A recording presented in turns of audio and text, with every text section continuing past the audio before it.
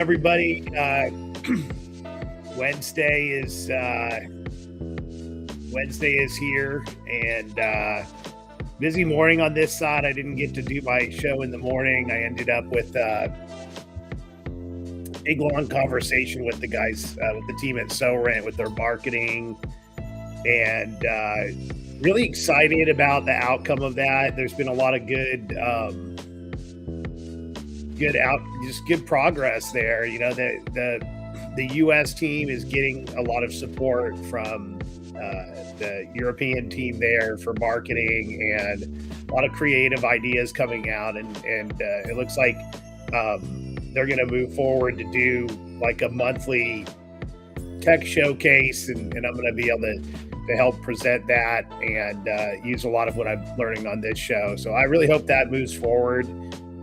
It's just a fun company to be associated with, and it just, it feels like a company that's both conservative and traditional, and in this kind of heavy tech space, but also innovative, and just everything there is, it feels like a really good culture. So excited to be part of that. I'm gonna keep them as my sponsor on this for a while. We'll see if maybe I'll get official sponsorship. It doesn't really matter on this one. I'm excited to help them with their show and to get to advance this and get some really great guests on there, some like high level tech thinkers. So I'm looking forward to that. And the big breakthrough for me is that I got my website launched. I think I mentioned that on my last show. To be honest with you, I'm so excited about how just, this came together in the most basic way.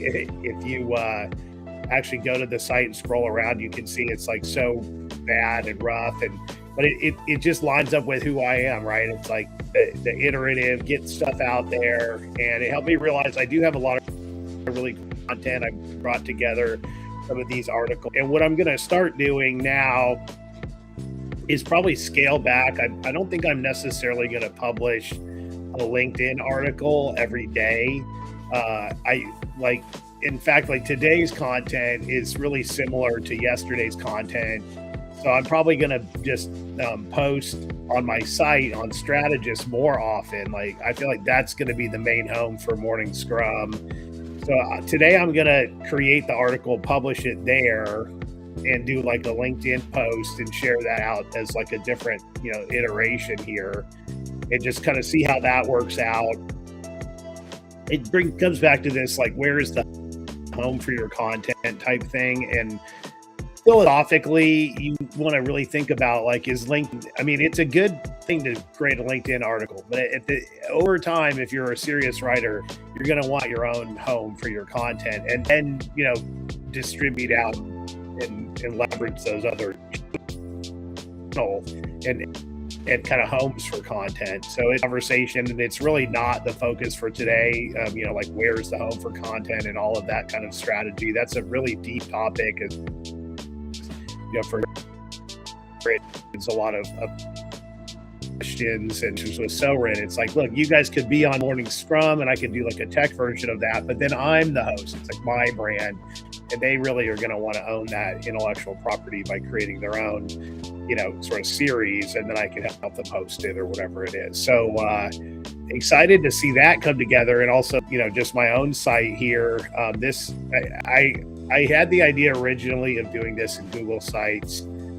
I sat down and kind of tried on that hat for a very brief period of time, and then realized, okay, not going to be. I need something. And I ended up just going with a WordPress site on WordPress.com. And there's so many other options, right? You can go with, WP Engine or Bluehost, or there's all these different options. And I just thought, I'm just going to go with WordPress.com. It is a little more expensive, but there's just something about just being hey, I'm just going with the big, the brand, and I'm just going to go. And it's been a decent experience. WordPress has its kind of clunk. That's the best way to put it. It's mostly easy to use in some cases, but there's a lot to it. And I'm excited here also, just on the site itself, I actually am sharing this screen so I can go through a few things. So I created, I did more than just launch the site. I created the site, and you can see these icons up here at the top. So you should be able to see, yeah, here it is right here. You can see the cart icons.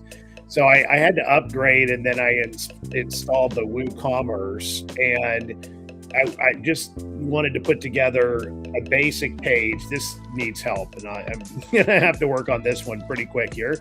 But basically, this is for my idea to create a product offering page for my influencer services. And it's like, okay, you can do a live show is $450 with a bunch of stuff I'm going to publish out. If you want to do one live show with like a whole bunch more promotion to it, then it's another tier, and then like 3 live shows for a whole quarter. So I don't, I'm not sure if this is the best offering model. And then I realized, okay, I can create these tiered cart offerings, and that's where I ran out of time. So this needs help. This is definitely an example of build in public and just get it out there. But nobody's really looking at this until I share this with people a bunch. And I'm gonna work on this today, tomorrow. Like, this is gonna get cleaned up, and from here I can really start to add stuff. Right? I don't have anything under solution architect or broker yet. I don't even think I have the ability to go back to the home page. So lots of challenges there that, we're just not going to get into today. Today's topic, though, is about promoting these kinds of things. And I talked yesterday a bit about Apollo and starting to do more and more with Apollo. And so what I wanted to go into today is really talking about the main use case of Apollo, which is really around B2B prospecting, automation, outbound email, and is this like an effective channel for you, and all these questions. And I'm going to get into it. There's a flow chart that I generated with Notebook LM, which I'll talk about and kind of get into that conversation based on my own experience. I've used many different tools for sending cold outbound. Apollo is the one I've used quite a bit recently, and have some work that I'm supporting there. So I'm going to use that as reference. Like today, I just set up, this sequence, and I'm gonna probably publish the sequence itself or some version of it. I haven't decided if I'm going to put it in the art of itself or not, and it needs to be kind of whitewashed a little bit. But this concept, to point me in the right direction, is something I learned when I was building Big M Marketing, built up Big M Marketing, and we executed this pretty similar sequence like many times, like for probably 30 to 40 maybe different clients. And there's a couple like data driven takeaways I can say from that experience. And I reason I bring this up is really to kind of uncover and unpack cold email, because you hear so much about it, right? And you hear so much about it, and there's people have all these different opinions, and you hear people, oh yeah, I use this. It doesn't matter whether it's email or LinkedIn. It's like, oh, I use this channel and I made $1 million, right?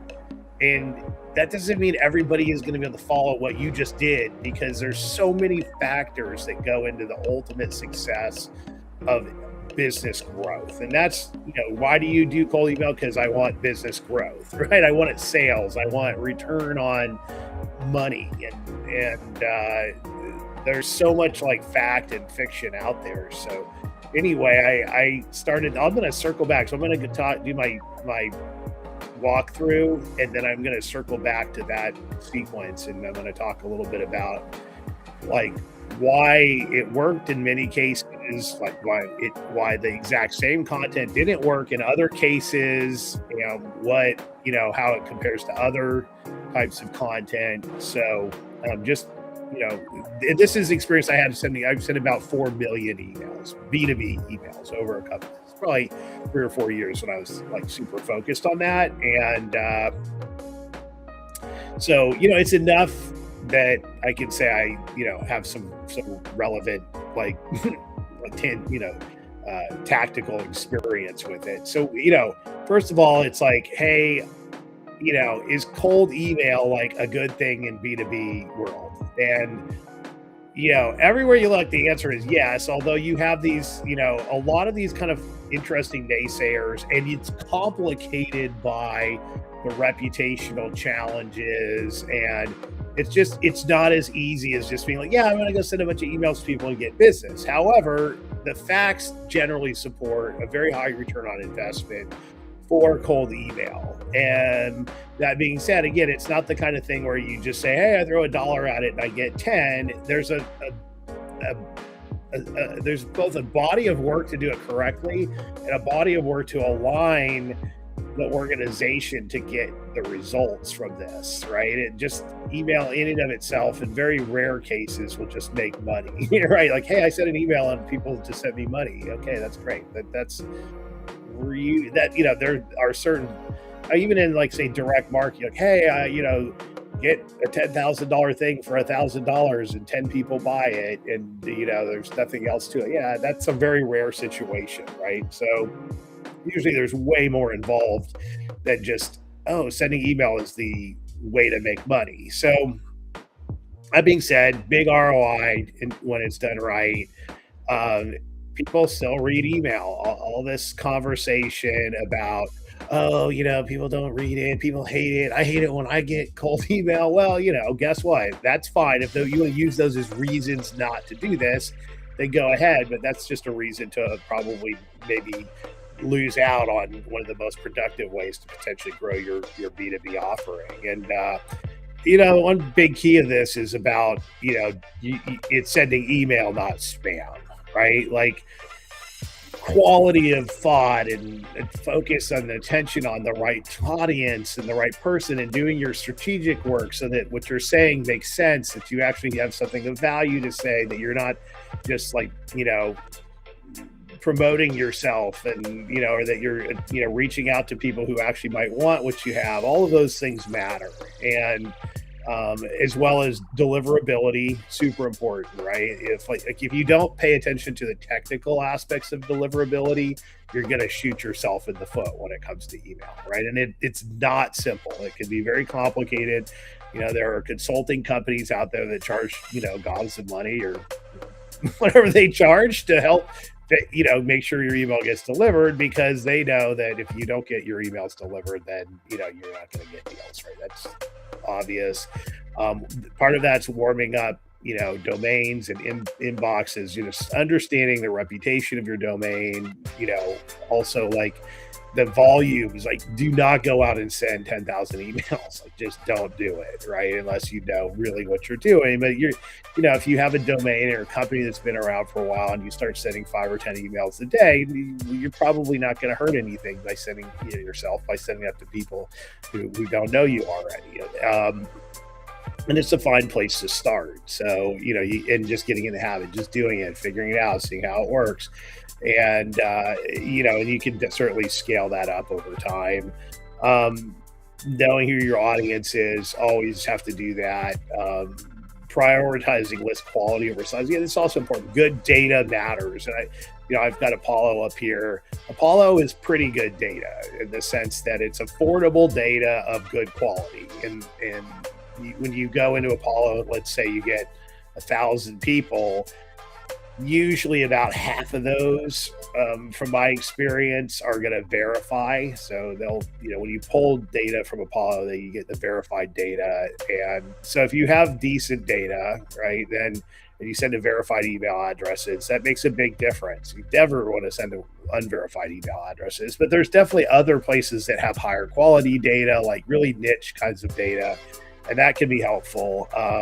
But as a general starter, like Apollo is just I like it because you're like, hey, I can get a bunch of data and I can automate everything in one place, and it's all like pretty affordable, and it's reasonable price, reasonable quality, and pretty good tools, and in a huge number of cases it'll just get the job done. There's plenty of other tools out there that do this. They all have their strengths and weaknesses. I've just found myself gravitating frequently back to Apollo. So um executing, right? This is super important. Like, have something to offer, build an offer that people want. Like, and I'll go back to my other sequence in a minute, and I'll tell you the email sequence. It's that same sequence, but it's kind of highlights the combination of, like, what this, but in direct marketing, when I say direct marketing, that's like direct response, right? Like, I said something and I want somebody, like, I want to send an email, and the goal is just get somebody to, like, click on a link and go buy something, right? You need a strong offer, like, hey, get 50% off your next McDonald's meal for your kids. Oh, wow, I want 50% off. Whatever it is, it's gonna, like, it needs to appeal to people, and you have an offer. And there's lots of different ways to appeal. It doesn't have to be like this, clear, like, hey, get, can't be offer, like, get a discount on something, right? But you remember the psychology, or people like to get stuff for free. I'll get into that when I talk about the email sequence for B2B that works.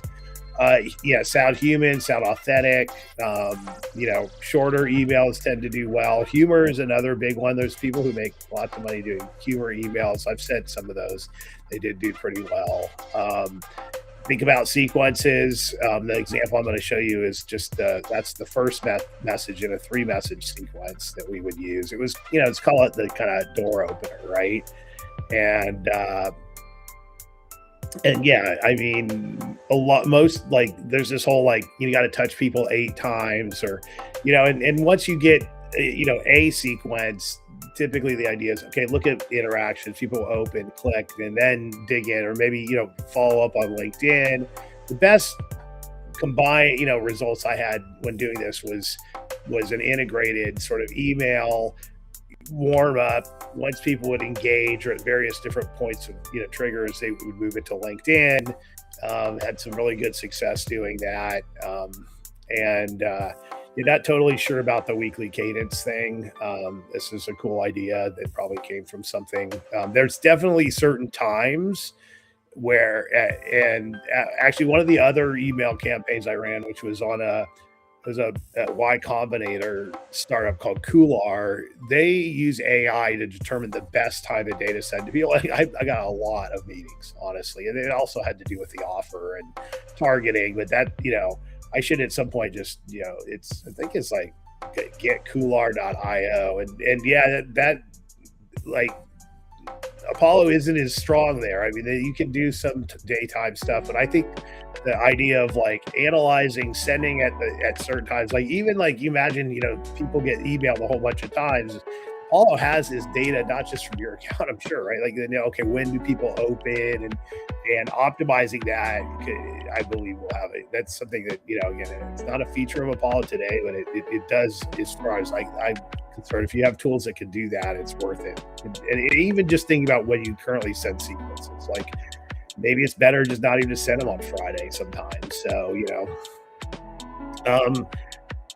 post-game analysis, this talks about stop optimizing for opens. Yeah, I mean, I'm not so sure about this. This seems like it might have been a tip from somebody, and there is something to be said for that, right? In the sense that opens alone don't get you business. At the same time, you do want to optimize your opens, because if you don't get opens, then you don't get anything. And testing your subject line and deliverability, what happens in your open rates is an indicator of, it's an indicator of, like, how good your targeting is and your deliverability, a lot of things. But yes, it's not also like a perfect number. With, when people, like, just look at it on their cell phone, oftentimes that triggers an open, and there's all these kind of nuances. So it's, I say more like, just don't get too caught up in opens. But look, 40% versus 80% on the same thing. I mean, that's meaningful,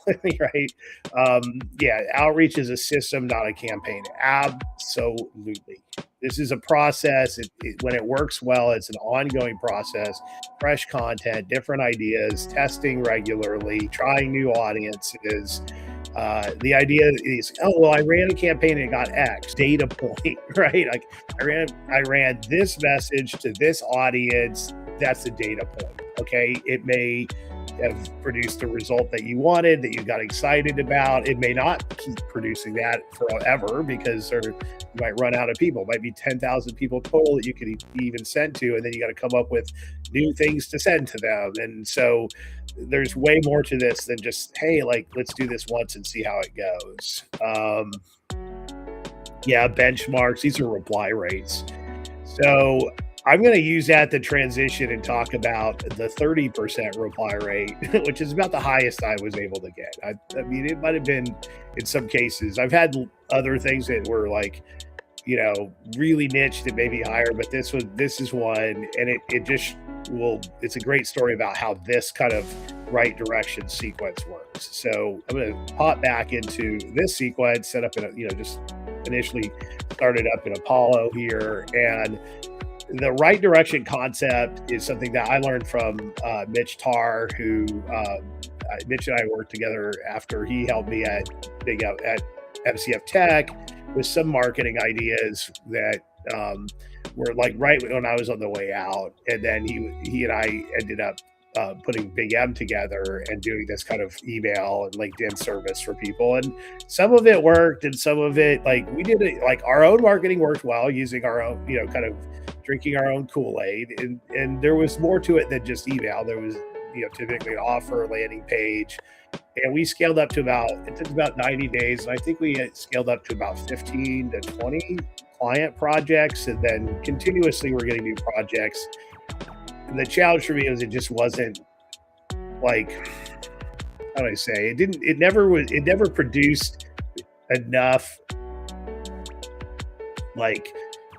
margin to really justify the effort, in a sense. Like, and it was hard to, like, the client quality made a huge difference. So taking a project just because somebody was willing to pay you for cold email, but their expectation is, I'm going to spend, $1,000 a month, and you're going to make me $10,000 a month. Oh yeah, I'll do that any day because you're going to make me wealthy, and I'm not going to have to do anything. And it just doesn't really work like that. So offering those services, I don't know. I wouldn't do it again, but I did learn a lot. So, but this sequence, we tried different things, and many times we did a lot of testing and would try variations of it. Yes, and overall, like, in the aggregate, this point me in the right direction was the best performer. And the idea is you're appealing to somebody's sort of natural affinity to help you out, right? You're saying, hey, can you help me find the person at your company who's responsible for whatever this keyword is, for improving IT effectiveness, or, whatever the kind of buzzword keywords are. And these are important to kind of hone in, because the way that this little bit of messaging comes together, if you're appealing to a problem and kind of quickly getting attention for these keywords, that's a big part of it. And it's like, hey, if you're the right person, we'd just love to have a chat to show you how I can tackle this problem, right? It is important to be talking about a problem, right? Like, who's trying to solve inefficiencies in your IT automation environment, or who's trying to solve, the problem of actually getting real value out of your AI. And guess what? We have an actual real solution for that. Whatever it is, this is where that offer element becomes really important, and it's nuanced, right? It's like, the offer here is, I'm going to solve this problem, but also there's this psychology of, like, hey, they're not buying from you. You're a real person. It sounds authentic. You're doing this in a human way, and you're just appealing to people's Samaritan nature to help you out, right? Because, hey, if it's not you, maybe you're going to tell me who it does. And it's true, like, when you're going to approach a big company, especially in B2B world, you may not know exactly who the right person is. It's a viable thing. Like, hey, I'm just, knocking on your door trying to find the right person here to talk to about X, and boom, if that creates an opening, then obviously you hope you got the rest of it worked out, right? Something of real value that you're offering. So I sent 100,000 emails to IT decision makers with this about, a generic version of this around IT consulting. He got zero responses. Again, zero. I was just sort of almost like just kept it running just to kind of like prove that that it was for, a small IT shop, offshore that didn't, no matter how hard I tried to say, like, you got to differentiate, you got to, like, it was like, and I was fine. I had the resources and tools. I had a setup at the time where I pretty much had unlimited data and sending. So I'm like, why not? Just see how it goes. So anyway, that's a lot of emails. I think it was 100,000 contacts, actually, not even just email. It was probably 200,000 or 300,000. Anyway, I just, whatever. Sometimes you do something just to see how it comes out, right? It just kept running. It was an automated process of pulling the contacts, and so it was, no harm, no foul in some ways, you can say. No skin off my back to just see how it played out. On the flip side, pretty much the exact same sequence. If you said this sequence to a business owner, let's call it 500,000 to 5 million, even up, business owner, business leader, founder, and say, hey, I'm just trying to find the person who might be interested in selling your business, 30%. I would have so many replies. I couldn't keep up with them, right? Everybody can sell their business, what it would be worth. It's like, and honestly, I got I tried this out because I just had the idea to just LBO and just get some free business, and I ended up buying an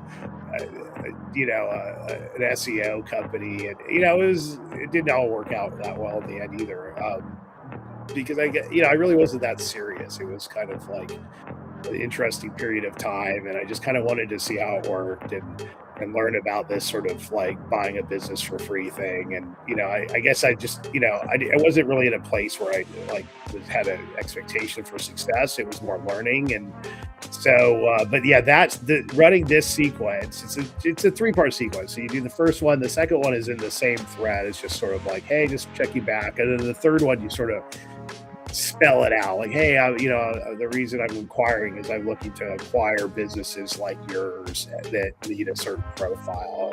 That's something and I just tons of people, and everybody wants you to talk about, like, oh my gosh, I'm going to get some money. And I've done other sales activities that appeal to a very a similar kind of like trigger mechanism, right? That's that business owner, like, oh man, because honestly, a lot of business owners, like, they hate their business, or they're just like, hey, if I can get an exit, I'm all in, and they're willing to just to check it out because you never know, right? It's too good to ignore.